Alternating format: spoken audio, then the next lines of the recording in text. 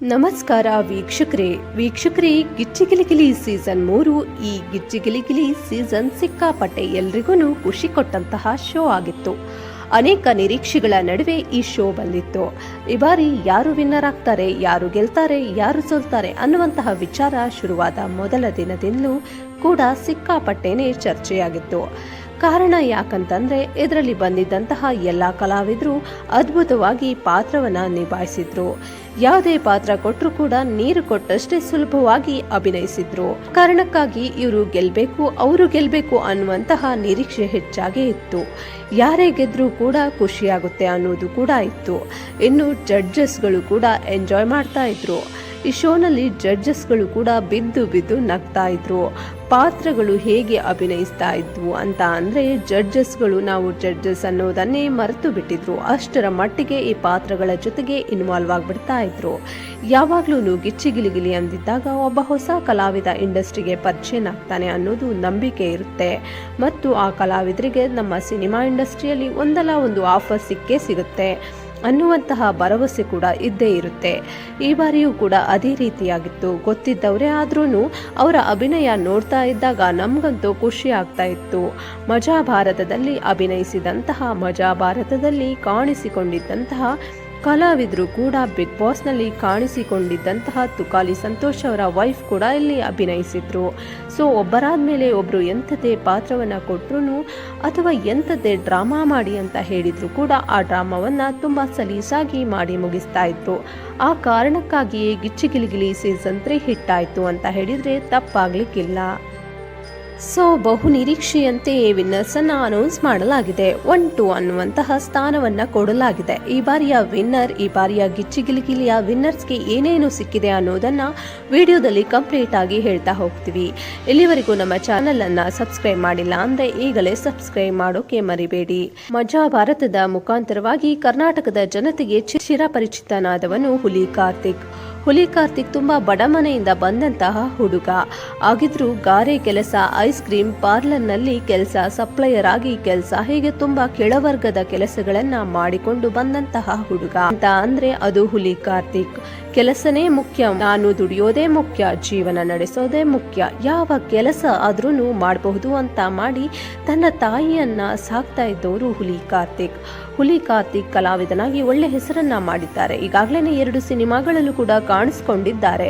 ಮಜಾ ಭಾರತದಲ್ಲೂ ಕೂಡ ಹೆಸರು ಮಾಡಿದಂತಹ ಹುಲಿ ಕಾರ್ತಿಕ್ ಗಿಲಿಗಿಲಿ ಬಂದಾಗ ಗೆಲ್ಲೇಬೇಕು ಅಂತ ಒಂದಷ್ಟು ಮಂದಿ ಹೇಳಿದ್ದು ಇದೆ. ಯಾಕಂದ್ರೆ ಕಷ್ಟದಲ್ಲಿ ಬೆಳೆದಂತಹ ಹುಡುಗ ಕಲಾವಿದನಾಗಿ ಆತನಿಗೆ ನಾವು ಗೌರವ ಕೊಡಬೇಕು ಅಂತ.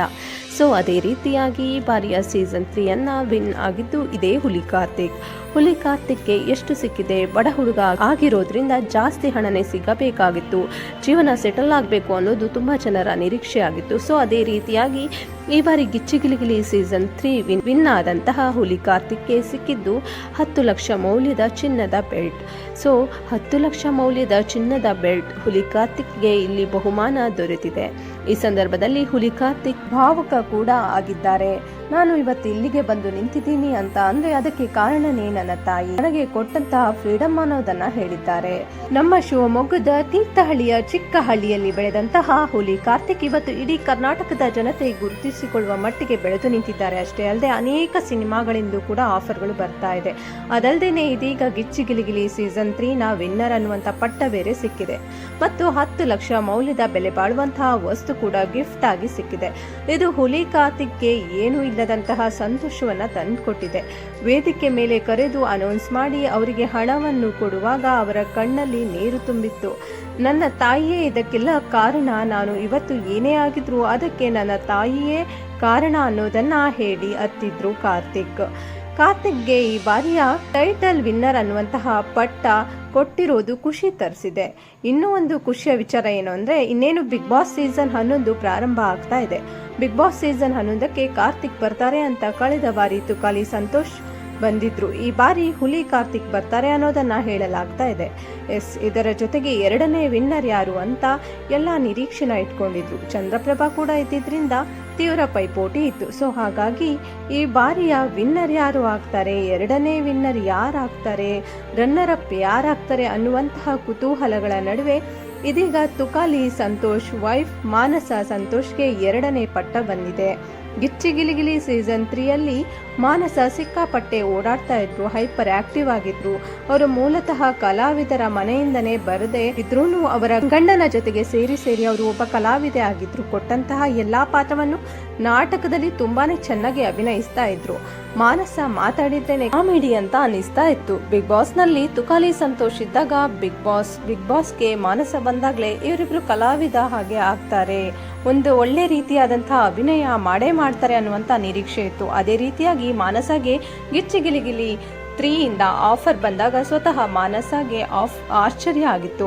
ಸೊ ಇದೀಗ ಮಾನಸ ಗಿಚ್ಚಿ ಗಿಲಿಗಿಲಿ ಸೀಸನ್ 2ನ ರನ್ನರ್ ಅಪ್ ಆಗಿದ್ದಾರೆ. ಇವರು ಪಡೆದುಕೊಂಡಂತಹ ಬಹುಮಾನದ ಮೊತ್ತ 3 ಲಕ್ಷ ಹಣ ತನ್ನದಾಗಿಸಿಕೊಂಡಿದ್ದಾರೆ. ಮಾನಸ ಇನ್ನೊಂದು ಆಶ್ಚರ್ಯ ಅಂದ್ರೆ ಮಾನಸ ಕೂಡ ಈ ಬಾರಿಯ ಬಿಗ್ ಬಾಸ್ ಸೀಸನ್ ಅನ್ನೋದಕ್ಕೆ ಬರ್ತಾರೆ ಅನ್ನೋದು.